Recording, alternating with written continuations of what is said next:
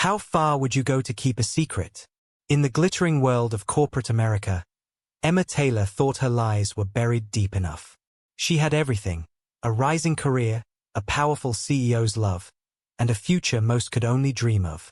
But on a moonlit night in paradise, her past caught up with her. Within hours, her perfect life would end in a brutal murder that shocked the business world. This isn't just a story about love and betrayal. It's about how one man's obsession with perfection turned a fairytale romance into a nightmare. Blackwood Technologies stood as a testament to American innovation, its gleaming headquarters towering over the Boston skyline. The company's success mirrored its founder's reputation: brilliant, uncompromising, and absolutely ruthless. Victor Blackwood, at 50, had built his cybersecurity empire from nothing, turning a small startup into a billion-dollar corporation through sheer force of will and an obsessive attention to detail that bordered on pathological. Victor wasn't just detail-oriented, recalls former Chief Operating Officer Sarah Martinez.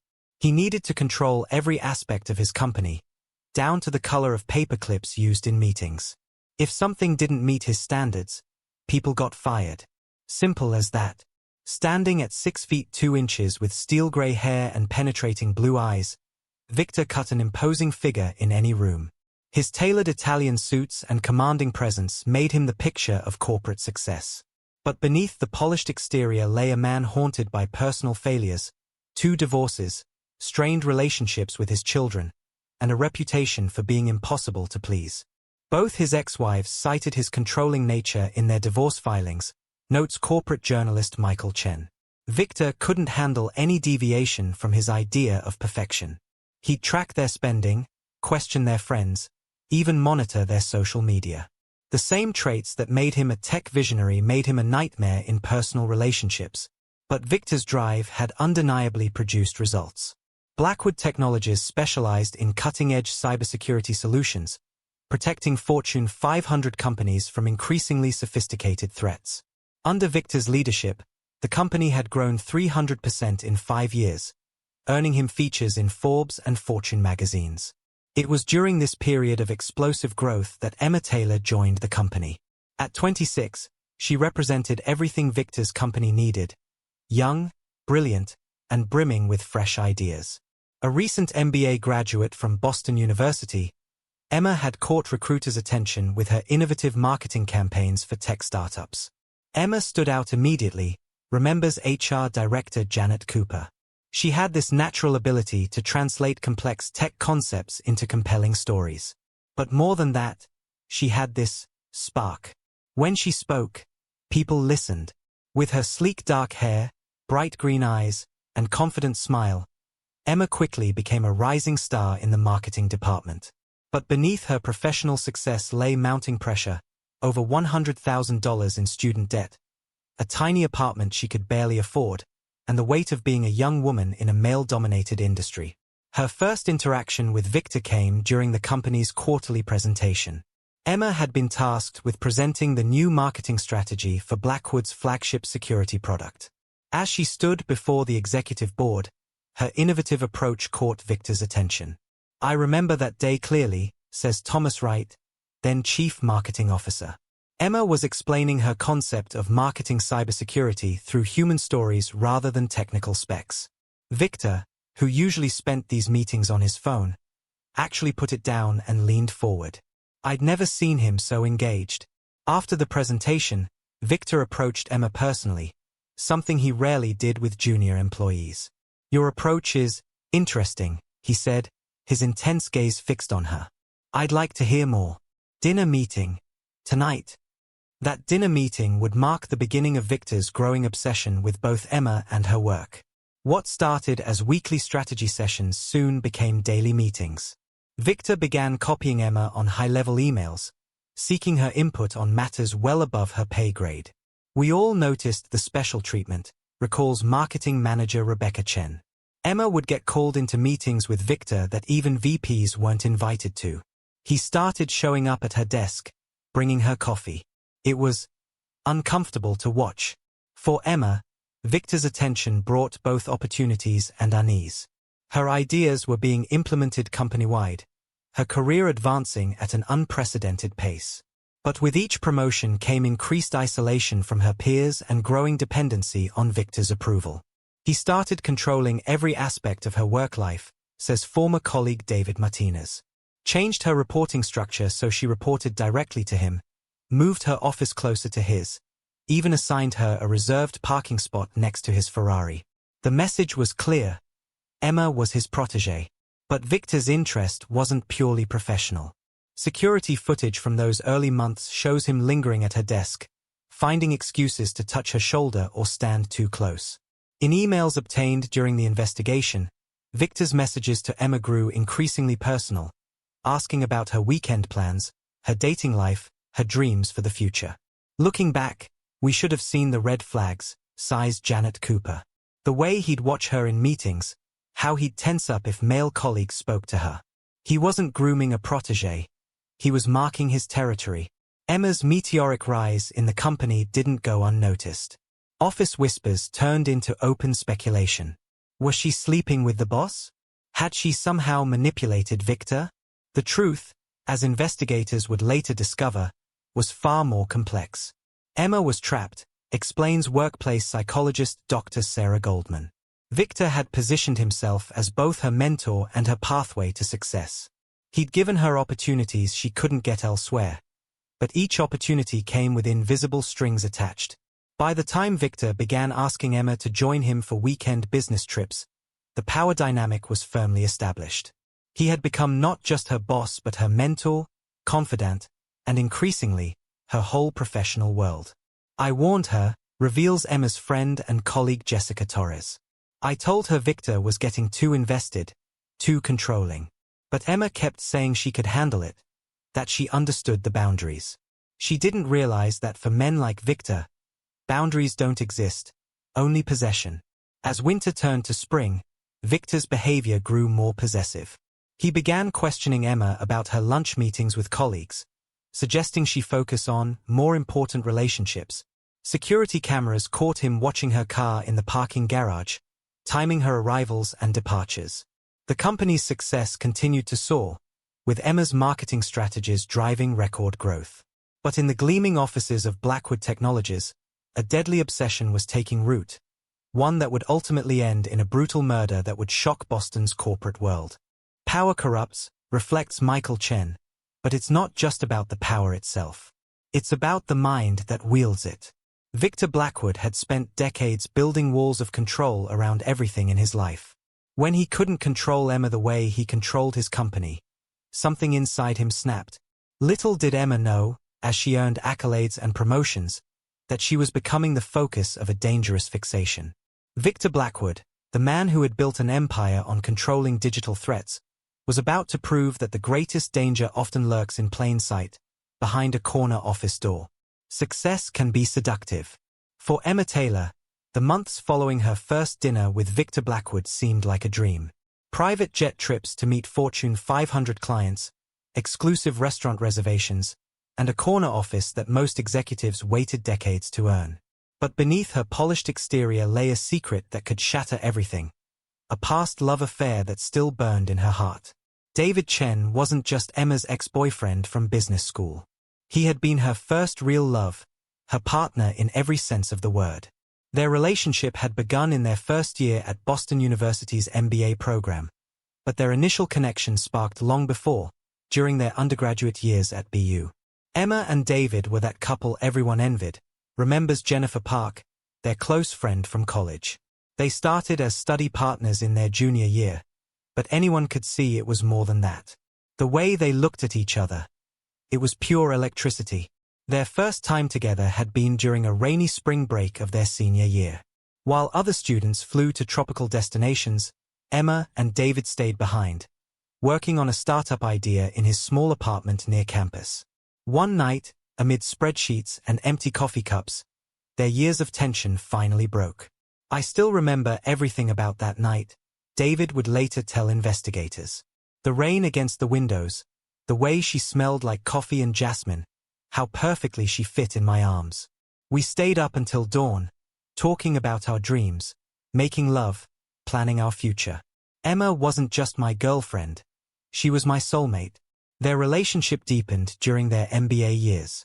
They moved in together, their small apartment becoming the headquarters for their entrepreneurial dreams.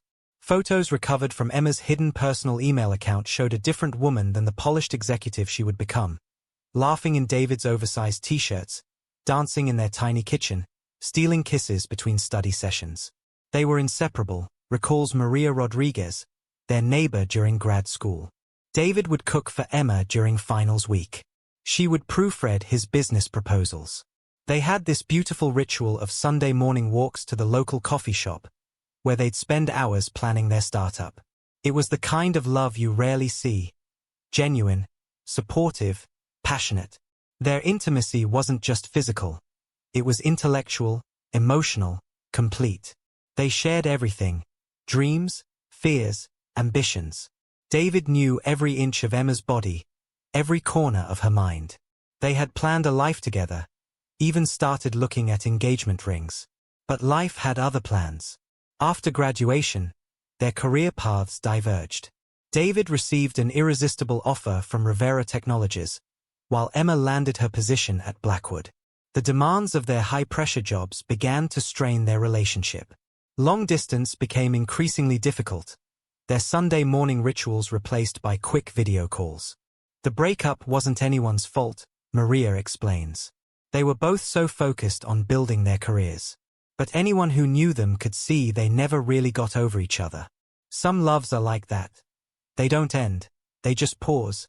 Now, as Emma rose through Blackwood's ranks under Victor's increasingly possessive mentorship, she carried this secret past within her. Every time Victor touched her shoulder or leaned too close, she remembered how different David's touch had felt: genuine, loving, without agenda. Their paths crossed again at the tech industry conference, and the spark was instantly reignited. When David approached her after her presentation, Emma felt her carefully constructed world tilt on its axis. Still changing the world, startup queen. His old nickname for her brought back a flood of memories. Lazy Sunday mornings, passionate nights, shared dreams scribbled on coffee-stained napkins. They spoke for hours in the conference hotel's lobby, their connection as electric as ever. David pulled out his phone, showing her their old business plan. "Remember this? Our platform for first-generation college students? I still believe in it, Emma. I still believe in us." Emma's heart raced as she scrolled through their past. There, in their old presentations, were photos of them together, younger, happier, free. Her finger lingered on one image, David kissing her cheek while she laughed, both of them wearing graduation robes. What neither of them noticed was Victor Blackwood watching from the shadows, his possessive rage growing with every shared laugh, every knowing look between the former lovers. He had flown in specifically to see Emma's presentation, another sign of his mounting obsession. The next day, Victor's interrogation began. Each question about David came wrapped in corporate concern, but his true motivation was clear. Emma found herself carefully omitting the truth about her past relationship, knowing instinctively that Victor couldn't handle it. The worst part was watching Emma pull away, David later confided. "She stopped responding to my messages, avoided industry events where we might meet. But sometimes, late at night, she would still send me songs we used to love, or quotes from our favorite books. It was like she was reaching out, reminding me she hadn't forgotten." Meanwhile, Victor's presence in Emma's life grew more suffocating. His gifts became more extravagant, his demands more possessive. He began calling her late at night, his voice dropping to intimate tones that made her skin crawl. But she was trapped in his golden cage, her career now inextricably linked to his patronage. The situation reached its breaking point at Blackwood's annual charity gala. Victor had dressed Emma like a doll, in a designer gown of his choosing. But when David appeared, legitimately invited as a Victor Technologies representative, the chemistry between the former lovers was undeniable.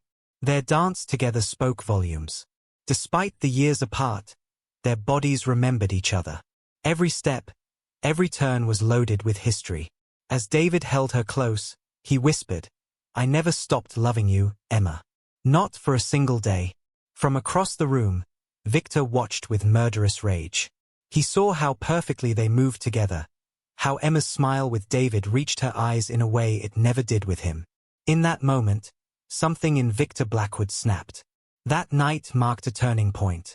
Victor's mentorship took on a darker edge, his control becoming almost total. But Emma's heart had already been claimed years ago, by a love pure and true, a love that would ultimately lead to tragedy. As autumn approached, Emma found herself torn between two men, one who offered power and prestige, and one who held her heart. But Victor Blackwood hadn't built an empire by letting go of things he considered his. For him, Emma had become more than a protégée, she was his obsession. And when he finally discovered the full truth about her past with David, the consequences would be devastating. As winter descended on Boston, Emma Taylor found herself increasingly drawn to Victor Blackwood's magnetic presence. Their late-night strategy sessions had evolved into intimate dinners where business talk gave way to deeper conversations. Victor's intensity, once intimidating, now thrilled her. She discovered layers to him that others never saw, a dry wit, a brilliant mind, and underneath his controlled exterior, a passion that matched her own ambition. "I watched Emma fall for Victor," recalls her assistant, Sarah Martinez.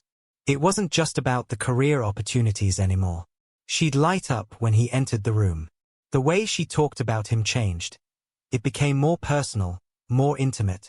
Their first kiss happened during a late-night review of acquisition plans. Victor had ordered dinner to his office, and as they pored over spreadsheets, the professional boundary between them dissolved. When he leaned in to kiss her, Emma didn't hesitate. There was something intoxicating about being desired by such a powerful man. Victor was different with Emma, shares his executive assistant, Michael Wong. "The man I knew was ruthless, cold. But with her, he softened. He'd smile more. Sometimes I'd catch him watching her in meetings with this look of absolute adoration." Their relationship bloomed amid Blackwood Technologies' most ambitious expansion. Emma's innovative strategies had caught the attention of Silicon Valley, and acquisition offers were pouring in. She worked tirelessly beside Victor, their shared vision for the company's future bringing them closer. Late nights at the office turned into intimate dinners at his penthouse, strategy discussions melding seamlessly with romance. Emma seemed genuinely happy, remembers Maria Rodriguez. "She told me Victor understood her in a way no one else did. They spoke the same language of ambition and success. Yes, he was older, but she said that made him more mature, more certain of what he wanted." The company's annual gala became the stage for their public debut. Victor had transformed the Boston Museum of Fine Arts into a technological wonderland, with interactive displays showcasing Blackwood's latest innovations. Emma wore a stunning black gown that Victor had personally selected, diamonds glittering at her throat, his gift to celebrate their recent acquisition success. No one expected what happened next. As Emma finished presenting the company's record-breaking quarterly results, Victor took the stage. The room hushed as he dropped to one knee, producing a ring that caught the light like a small star. "Emma Taylor," his voice carried across the silent room, "you've transformed not just this company, but my entire world. Will you marry me?" Emma's tears of joy were genuine as she said yes. The crowd erupted in applause, but not everyone was celebrating. Board member James Chen later recalled, "It was like watching a perfectly orchestrated business merger. Romantic, yes, but also strategic." Victor had just secured his most valuable asset. Their engagement made headlines in both business and society pages. Emma's promotion to Director of Global Strategy was announced the following week, a move that raised eyebrows but couldn't be contested given her track record of success. "We had to handle the HR complications carefully," admits HR Director Patricia Montgomery. "Office relationships are always tricky, but when it's the CEO and a rising star, we had to revise entire sections of the corporate policy manual." But amid the celebration and corporate maneuvering, David Chen made one last attempt to reach Emma. His email arrived late one night. Please think about what you're doing. I know Victor's world seems perfect, but I've heard things. Dark things. People who've crossed him. Careers he's destroyed. The man has a history that should terrify you." Emma deleted the email, but not before Victor, who had begun monitoring her communications, saw it. His background checks on Emma intensified, though they were hidden under the guise of standard pre-merger security protocols. Victor became obsessed with Emma's past, reveals private investigator Jack Morris. He wanted to know everything, her old relationships, her family history, even her medical records. He was looking for something specific, though he never said what. The wedding planning consumed Emma's world. Victor spared no expense, determined to create the perfect fairy tale. Every detail had to be immaculate, from the hand-painted invitations to the custom-designed venue. Emma found herself swept along in his vision, her own preferences gently but firmly overruled in favor of his more extravagant choices. It was like watching someone being gilded, observes Dr. Rebecca Chen, corporate psychologist. Every day, Emma became more polished, more perfect, more what Victor wanted. The transformation was subtle but profound. As the wedding date approached, Emma's world narrowed. Her old friends saw less of her, her family complained about her absence. Even her colleagues kept their distance, unsure how to interact with their future CEO's wife. But Emma barely noticed the isolation.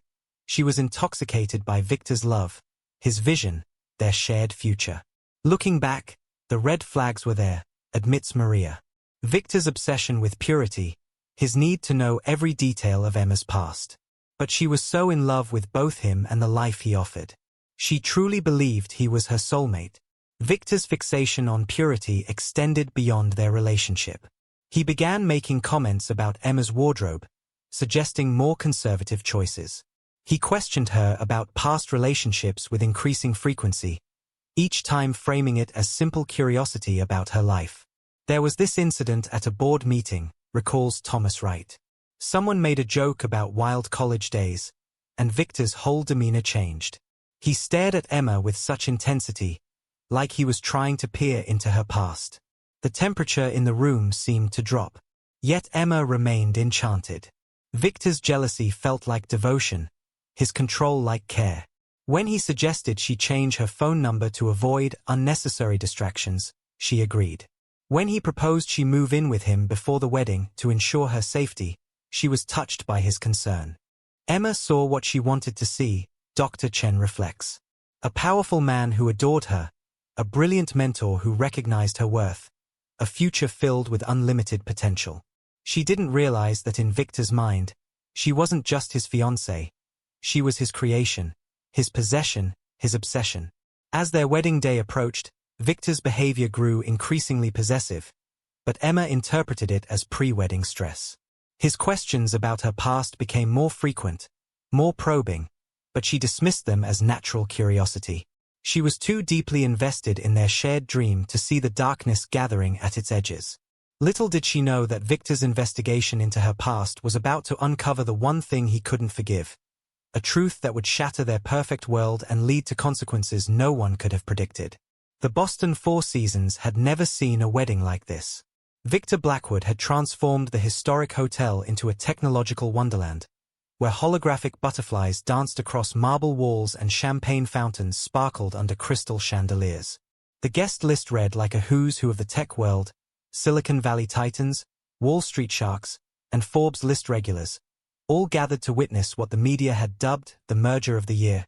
Emma Taylor stood before the full-length mirror in the presidential suite, her reflection almost unrecognizable. The custom Vera Wang gown, with its intricate lace and pearl detailing, had cost more than her annual salary at her first job. Her dark hair was swept up in an elegant chignon, diamonds dripping from her ears. Another gift from Victor, delivered that morning with a note that read, "For my perfect bride." She looked like a princess, recalls her makeup artist, Lisa Chen. But there was something in her eyes, a flicker of doubt. Maybe? She kept checking her phone, her hands trembling slightly. I thought it was just wedding day nerves.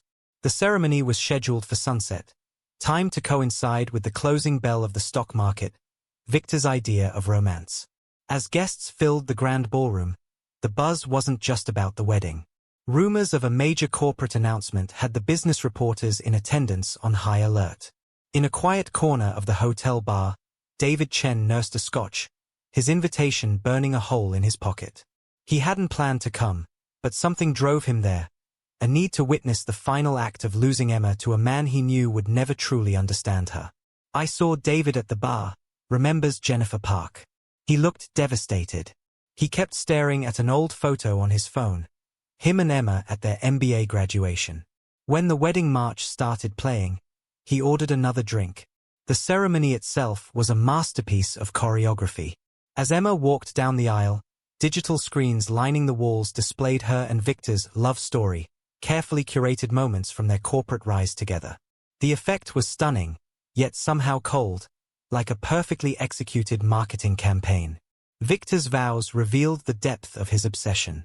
"You are my greatest acquisition," he declared, drawing uncomfortable chuckles from the crowd. "Pure, perfect, and now mine forever. I've searched my whole life for someone worthy of the empire I've built. And in you, I've found her." Emma's vows were shorter, more traditional, her voice catching slightly on the words, "Till death do us part." In the third row, her mother clutched her father's hand, her smile not quite reaching her eyes. Then came the moment that transformed the wedding into a business coup. After pronouncing them husband and wife, Victor took the microphone. "Today, I'm not just gaining a wife," he announced, his voice carrying the same tone he used in board meetings. Blackwood Technologies is acquiring Rivera Systems in a $4.2 billion deal. Two empires united, just like Emma and me. The crowd erupted in gasps and applause. Business reporters rushed to file the story. In the back of the room, David went pale. Rivera Systems was his employer, and this was the first he'd heard of the acquisition. "It was a power move," explains business analyst Michael Jong. Victor hadn't just married Emma, he'd eliminated his competition and absorbed David's company in one stroke. The message was clear. He owned everything now. The reception that followed was a blur of champagne and congratulations. Tech CEOs mingled with venture capitalists, all eager to curry favor with the newly expanded Blackwood empire. Emma moved through the crowd on Victor's arm, the perfect corporate wife, though those who knew her well noticed she drank more champagne than usual. At one point, Emma excused herself to the powder room. In the hallway, she nearly collided with David, who had been watching from a distance all evening. "You look beautiful," he said softly. "But this isn't you, Emma." The woman I knew would never let herself be someone's trophy. Before Emma could respond, Victor appeared. "Darling," his voice was honey over steel. "The Thompson Group wants to discuss the Asia expansion." His hand gripped her waist possessively as he guided her away, leaving David alone in the hallway. As the evening wore on, Victor's behavior grew increasingly possessive. He never let Emma out of his sight, his hand constantly on her back, her waist, her arm. During their first dance, he held her so tightly it almost looked painful.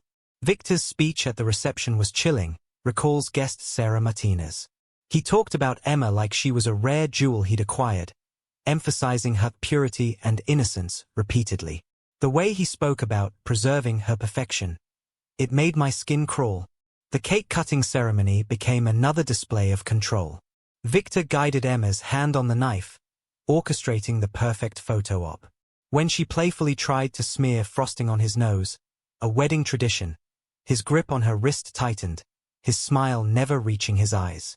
As the reception wound down, Emma's anxiety became more noticeable. Her champagne glass shook slightly as Victor announced their departure for their honeymoon in the Maldives.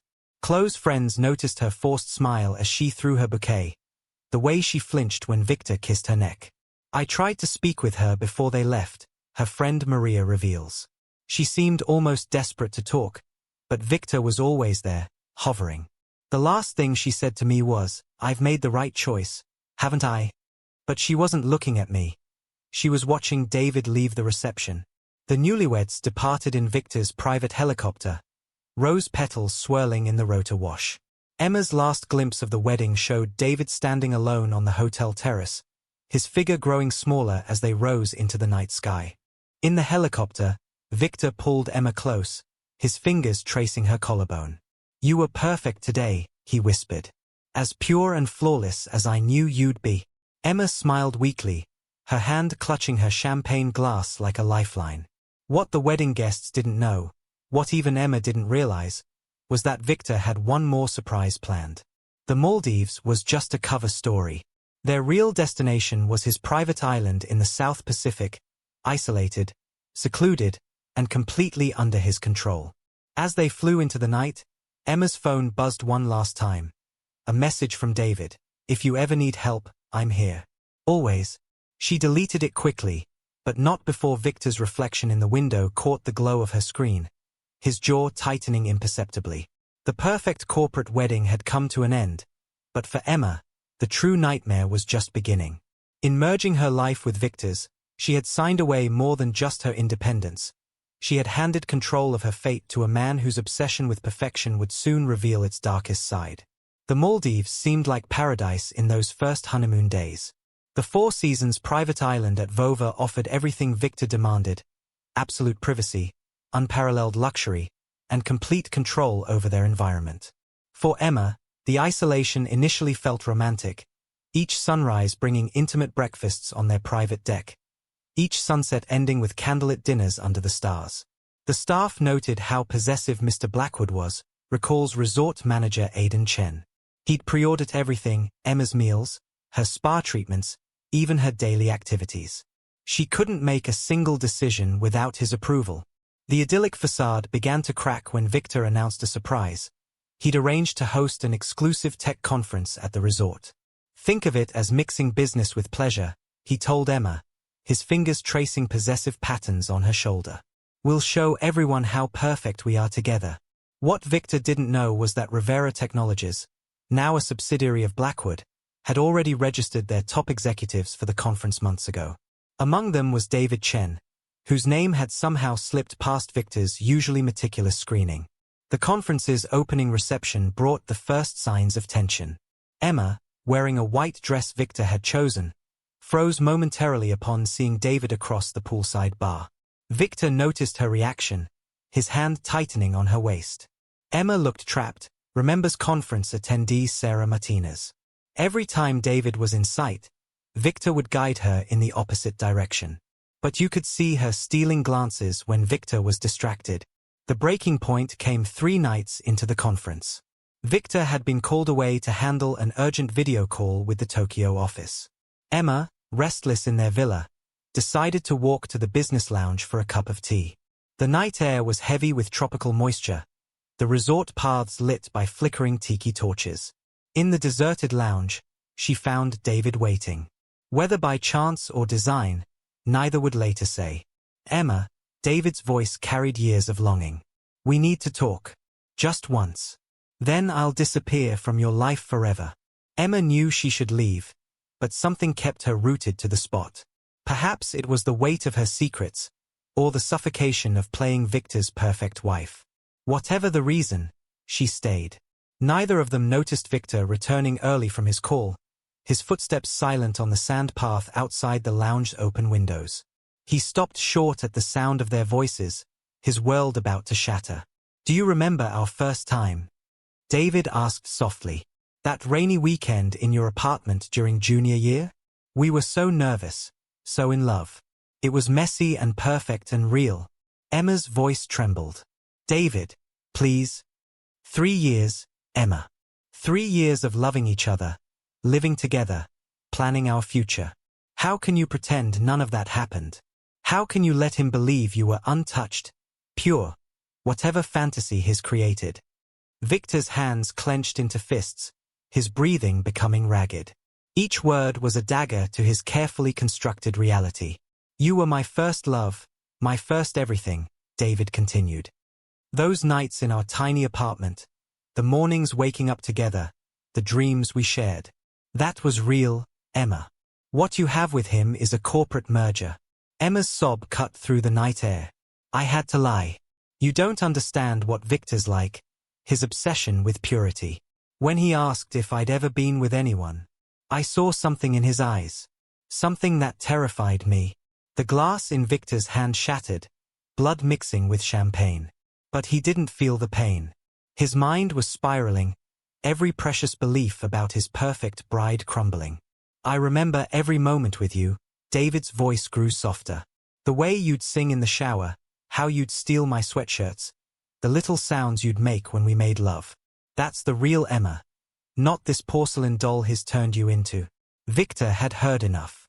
He strode into the lounge, his presence electric with barely contained violence. Emma's face went white. David stood his ground. "Victor," Emma's voice shook. "Please, let me explain." "Explain." Victor's voice was eerily calm. "Explain how you deceived me? How you let me believe you were pure, perfect, untouched, when all along you were just another liar." The next moments happened in a blur. Victor ordered David to leave the resort immediately.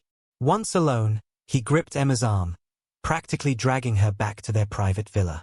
Inside, his control finally snapped. "You made me look like a fool," he snarled, pacing like a caged animal. "All those people at our wedding, watching me praise your purity, your perfection. While you stood there, knowing the truth." Emma tried to reason with him, to explain how his obsession with purity had frightened her into silence. But each word only fueled his rage. In his mind, every memory of their relationship was now tainted, every intimate moment a lie. "I gave you everything." Victor's voice rose to a roar. "Power, position, a future. And you repaid me with lies." What happened next would shock even the most hardened investigators. Victor's rage exploded in a burst of violence so extreme that responding officers would later request counseling. The Paradise Villa became a scene of unspeakable horror. Emma's last words, according to the staff who heard her screams, were not a plea for her life, but a final truth. "You never loved me, Victor. You loved the idea of me. You're perfect, pure creation. But I'm human, and humans aren't perfect." When hotel security finally broke down the villa door, they found Victor sitting in a pool of blood, cradling Emma's lifeless body, muttering about purity and perfection. The man who had built an empire on control had finally lost it completely. The Paradise Island became a crime scene. As dawn broke over the Indian Ocean, David watched from the seaplane taking him back to Mail, unaware that the woman he loved was already gone. Back in Boston, newspaper headlines were being prepared, and the corporate world was about to learn that some mergers exact a price too terrible to imagine. Paradise shattered at 6:47 a.m. Maldives time. The morning shift housekeeper's screams echoed across the pristine beach as she discovered the scene inside Villa 7. What was supposed to be a routine morning service became the beginning of an international investigation that would rock the corporate world to its core. "I've worked high-profile cases before," says lead detective Sarah Chen of the Maldives Police Service. But walking into that villa, the level of violence suggested something far beyond a simple crime of passion. This was the complete unraveling of a controlled man's psyche. Victor Blackwood, the titan of tech, sat catatonic in the blood-stained living room, still in his dinner clothes from the night before. Emma's body lay nearby, the violence of her death in stark contrast to the paradise surrounding them. On the coffee table, Victor's phone displayed Blackwood Technologies' stock price, still climbing, unaware its CEO had just destroyed everything. News traveled fast in the digital age. By the time the Maldivian authorities secured the crime scene, social media was already buzzing with rumors. Cell phone footage of Victor being led away in handcuffs went viral within hours. "I was in the air when it happened," David Chen recalls, his voice hollow. "When we landed in Mail, my phone exploded with messages. I couldn't process it. The woman I loved was gone, murdered by a man obsessed with a fantasy of perfection." Back in Boston, Blackwood Technologies' board of directors convened an emergency meeting. The company's stock had plunged 30% within hours of the news breaking. Major clients were already calling, threatening to pull their contracts. "It was chaos," remembers board member Jennifer Wu. "We had a CEO in custody for murder, a PR nightmare exploding on social media, and billions in market value evaporating by the minute. The empire Victor built was collapsing as fast as his psyche had." The investigation quickly took on international dimensions. The FBI joined Maldivian authorities, diving deep into Victor's history. What they uncovered painted a disturbing picture of escalating control and obsession. Victor's emails in the weeks before the murder showed increasing paranoia, reveals FBI Special Agent Marcus Rodriguez. He'd hired private investigators to dig into Emma's past, installed tracking software on her devices. The need for control had consumed him. David's testimony proved crucial. His account of Emma's fears, the pressure she faced, and their conversation that fatal night helped prosecutors understand the events leading to her death. But testifying meant reliving the pain of their last encounter. She was terrified of Victor discovering her past, David testified. Not because she was ashamed, but because she'd seen glimpses of his true nature. The obsession with purity, the need for absolute control. She tried to protect herself by giving him the fantasy he wanted. The corporate fallout was devastating. Blackwood Technologies' stock lost 60% of its value within a week. Major executives jumped ship, clients cancelled contracts, and competitors circled like vultures. The board's attempts to stabilize the company seemed futile as each new detail of the scandal emerged. The impact rippled through the entire tech sector, explains Wall Street analyst Michael Jong. Blackwood Technologies had been seen as a paradigm of corporate success. Its collapse raised serious questions about power concentration in tech companies and the cult of CEO personality. Media coverage was relentless. Business networks ran special reports on the dark side of tech culture. Magazine covers featured Victor's corporate headshot next to crime scene photos. Every aspect of the case became fodder for public consumption. Emma's past, Victor's obsessions, their whirlwind romance, and tragic end. The press turned it into a morality tale, observes media critic Sarah Johnson. The ambitious young woman, the controlling billionaire, the lost true love. But they missed the deeper story, how corporate power structures can enable and conceal dangerous obsessions. Emma's family's grief played out in heartbreaking public statements. Her mother's press conference, where she broke down describing Emma's dreams and ambitions, became a viral moment that humanized the corporate tragedy. "My daughter was not a possession," Mrs. Taylor declared through tears. "She was a brilliant, loving woman with dreams of her own. Victor didn't just take her life. He took her future, her potential, everything she could have been." The scandal forced a broader conversation about power dynamics in corporate America. Women in tech came forward with their own stories of controlling bosses and coerced relationships. The hashtag #JusticeForEmma trended as protesters gathered outside Blackwood Technologies offices. This wasn't just about one CEO's mental breakdown, explains corporate psychologist Dr. Rebecca Chen. It exposed the toxicity that can fester in corporate cultures built around singular, powerful personalities. Victor's obsession with control was enabled and amplified by his position of power. In the aftermath, David Chen emerged as a reluctant central figure. His testimony about their past relationship, Emma's fears, and Victor's controlling behavior became central to the prosecution's case. But speaking about Emma meant reliving both their love and his loss. "The hardest part," David later wrote in a viral Medium post, "was knowing that Emma died trying to maintain a lie she'd been forced to tell. She died because a man couldn't accept that she was human, with a past, with experiences that made her who she was. She died because his idea of perfection was more important than her reality." Blackwood Technologies' board made desperate attempts to salvage the company. They appointed an interim CEO, announced major corporate governance reforms, and pledged to create a foundation in Emma's name to support women in tech. But the damage was irreparable. "You can't separate the corporate tragedy from the human one," reflects former board member James Martinez. "Every time potential investors looked at the company, they saw that blood-stained villa.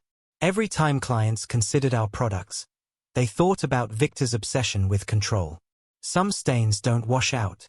Within months, Blackwood Technologies, once valued at over $50 billion, was broken up and sold off in pieces. The empire Victor had built through control and precision crumbled in the wake of his final, devastating loss of control. The case became a cautionary tale taught in business schools, a warning about the dangers of unchecked power and the toxic mix of corporate control and personal obsession. But for those who knew Emma, who understood what was lost that night in paradise, it remained something far simpler and more tragic. The story of a young woman whose life was cut short because she dared to be human in the face of a demand for perfection. The Boston Federal Courthouse had never seen such a media circus. Reporters from around the world crowded the steps as Victor Blackwood, once the titan of tech, shuffled into court in shackles and a designer suit that hung loose on his frame. The trial that would become a watershed moment in corporate America was about to begin. The public's fascination with this case was unprecedented, recalls legal analyst Maria Santos. It wasn't just about murder. It was about power, control, and the dark side of corporate culture. Every detail revealed something broken in the system that had elevated men like Victor to untouchable status. The prosecution's opening statement painted a chilling picture. They laid out not just the events of that fatal night in the Maldives, but the pattern of control and obsession that led to it. Evidence mounted: Victor's surveillance of Emma, his background checks, the psychological manipulation, all enabled by his corporate power. In building this case, explains lead prosecutor James Chen, we discovered how corporate structures can become weapons of control. Victor didn't just use his money and power to control Emma. He used an entire corporate ecosystem to isolate and possess her. The defense tried to portray Victor as a victim of temporary insanity, arguing that the revelation of Emma's past had triggered a psychotic break. But their case crumbled under the weight of evidence showing long-term, calculated control. Expert testimony from corporate psychologist Dr. Sarah Goldman proved devastating. What we saw in Victor Blackwood was not a sudden break, but the inevitable conclusion of a pattern of coercive control. His corporate success was built on the same traits that ultimately led to murder: an obsession with control, an inability to accept imperfection, and a belief that power gave him the right to possess others. David Chen's testimony brought the courtroom to tears. He spoke not just of his love for Emma, but of watching her transformation under Victor's influence. The woman I knew, brilliant, independent, full of dreams, was slowly replaced by someone else. Someone who lived in fear of not meeting impossible standards of perfection. The corporate governance experts who testified painted a damning picture of how company structures had enabled Victor's behavior. The board's failure to check his power, the HR department's blind eye to his relationship with Emma, the company's culture of absolute deference to his authority, all of these factors created an environment where his dangerous obsessions could flourish, testified corporate ethics expert Dr. Michael Zhang. As the trial progressed, its impact reached far beyond the courtroom. Major tech companies began reviewing their policies on workplace relationships. Corporate boards nationwide faced increased scrutiny over CEO power concentration. The term Blackwood syndrome entered the business lexicon, describing situations where unchecked corporate power enables personal abuse. This case forced us to confront uncomfortable truths about corporate culture, reflects Harvard Business School professor Rebecca Martinez. How many other Victors are out there, using their power to control and manipulate? How many companies have created systems that protect predators instead of potential victims? The dissolution of Blackwood Technologies became a case study in corporate governance failure. As details emerged during the trial, shareholders filed multiple class action lawsuits.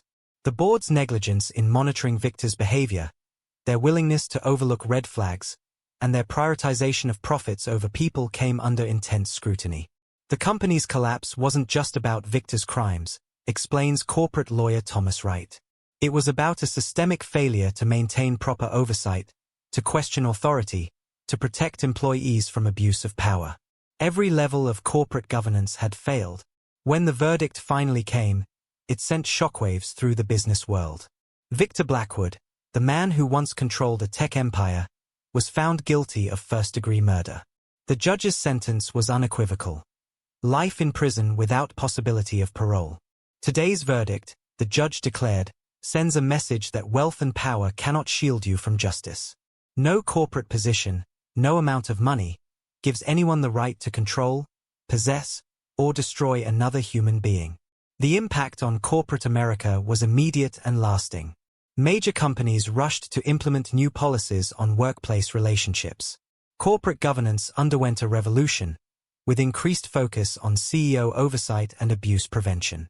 Business schools added new ethics courses specifically addressing power dynamics and control. Emma's family established the Emma Taylor Foundation, dedicated to supporting women in tech and advocating for corporate culture reform. "We couldn't save our daughter," her father said at the foundation's launch, "but we can help protect others from the abuse of corporate power."